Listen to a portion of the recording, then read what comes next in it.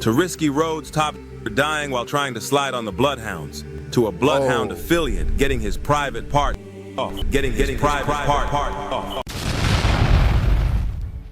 What's going on YouTube? It's your boy Tasty and we finna react to Fatso and the Bloodhounds getting into it? With Risky Road too? Nah, I ain't gonna lie. The motherfuckers who from Chicago, they know what's really going on. So for the out-of-towners, the OOTD, out-of-town group, bye. They say disclaimer this video, blah, blah, blah, blah, blah. Anyway. From Lil Scoom getting set up and to Risky Road's top dying while trying to slide on the Bloodhounds. To a Bloodhound affiliate getting his private part off. This is the breakdown of Bloodhound. Did he just say get his private part shut off? Hold on.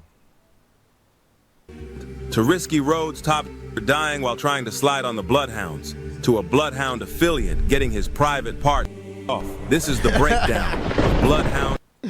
They gotta be talking about Vert.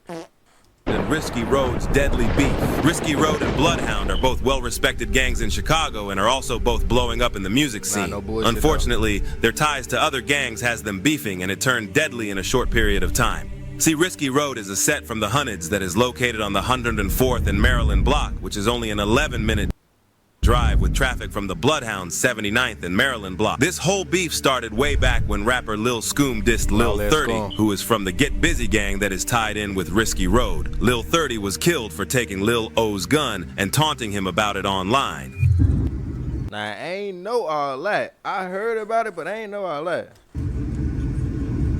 Lil O is a Drench Gang member and is known for catching multiple hats, so I don't know why Lil 30 would try something like that on a killer. Right. There was a video the police released on which showed Drench Gang Lil O chasing Lil 30 on the bus the very next day after getting his gun took. He was even wearing the same jacket he had on in his Instagram story that same day. Lil O is currently locked up for another murder. He is charged with the murder of a 28-year-old man. Damn! Y'all just killing to kill.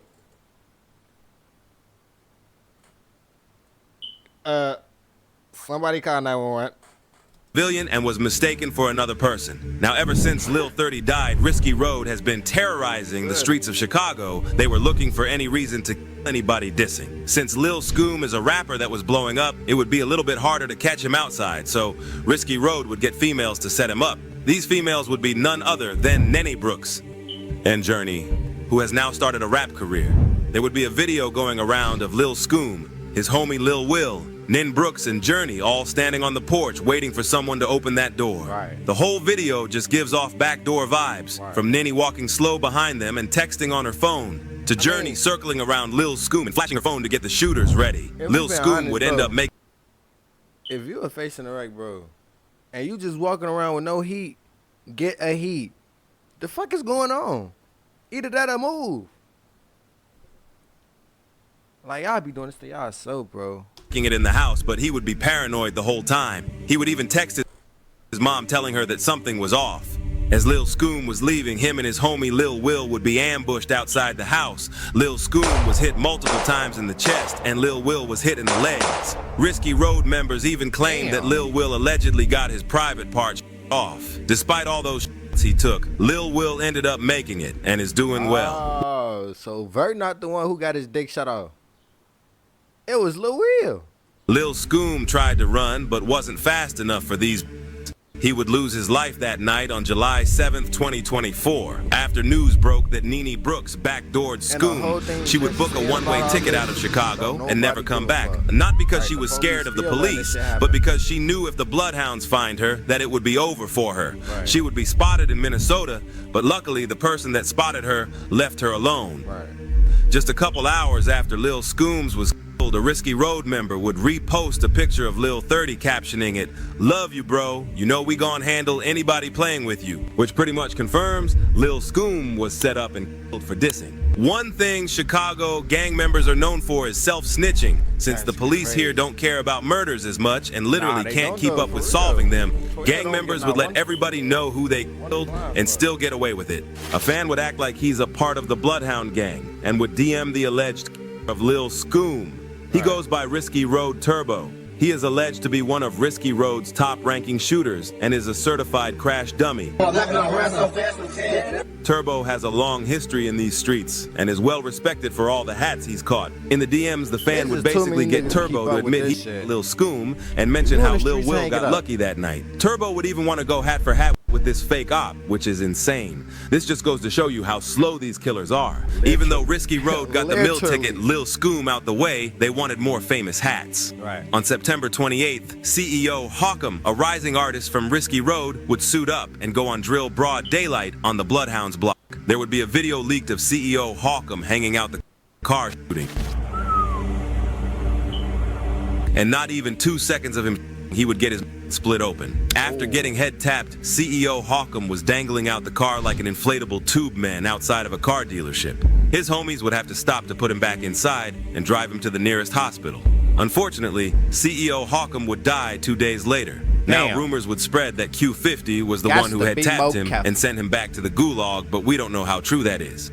Q50 and all the other Bloodhounds would waste no time and celebrate that crazy defensive play. Q50 would go on to troll Risky Road by dissing CEO Hawkham in multiple songs.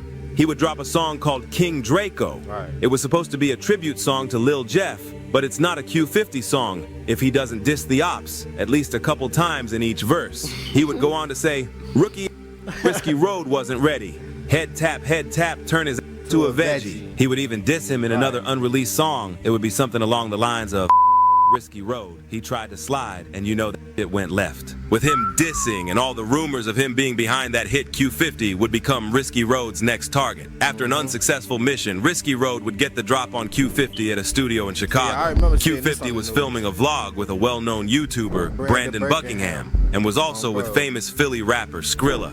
Risky Road would camp outside for hours just to catch Q50 walking out. At 2 a.m., they would finally start wrapping things up and would leave. Without checking to see who was outside the studio, Risky Road would shoot 100 rounds at them. Studios. As a matter of fact, I want you to come take a look at this. One of the bullets pierced this door, and that's not the only one. We found a shell casing on the sidewalk, the same sidewalk where four men were shot. Bussin'. You ain't got no straps there in Korea. At the rep studio. A large crime scene outside Fort Knox Studios where violence shattered a normally quiet neighborhood. It was a lot more police presence than we've ever seen. Initial calls from police describe the attacks as a drive-by shooting. There's probably 50 to 60 9mm rifle rounds, everything you can think of. Chicago police tell us the shooting was just before 2:30 this morning. The four men, ranging in age from 20 to 25, were walking on the sidewalk near North Knox Avenue when a dark-colored sedan drove by. People in that car started shooting. One of the victims gave specific details about what he saw. All we have is that this gentleman said that he was shooting a rap video. He's a videographer. He walked out and he heard they shot about 30 to 40 shots. He doesn't know the make of the model, doesn't know any of that. He just said they went the length of the street, were just shooting, and he caught one in the neck. Those men are now being treated at Illinois Masonic and are expected to recover from their injuries. The owner of the recording studio didn't want to be on camera, but told us the studio closes at 11 every night. But he has long-term tenants who have access to the building 24/7. When y'all going to these studios, stop posting it on Instagram. That's for one. If you're going to go low-key the street, have nobody knowing. If you're going to have some little hoes there, take their phone, you know. So I got to be careful. The tenant and his guest were shot. He says the surveillance video that he can't share shows the suspects in a parked vehicle across the street. The group of men are walking on the sidewalk and the gunman opens fire. Those who work in the area say they've never had problems with the studio. Their aim was so bad that they would miss Bloodhound Q50, the main target they came for, and would hit the YouTuber's cameraman in the neck. Damn. Even though this was the first time this cameraman was shot, he did a really good job of staying calm. Bro, not panicking. They just shot.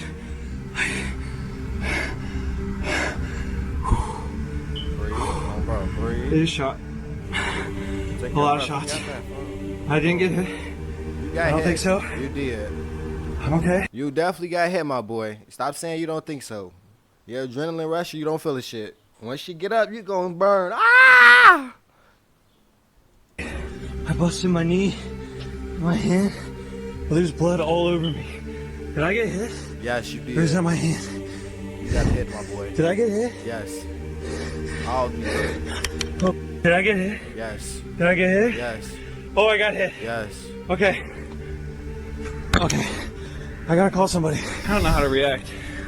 I think it was just a graze. I need to hide behind the dumpster or something, bro. I can't be out here. I don't know what I'm doing.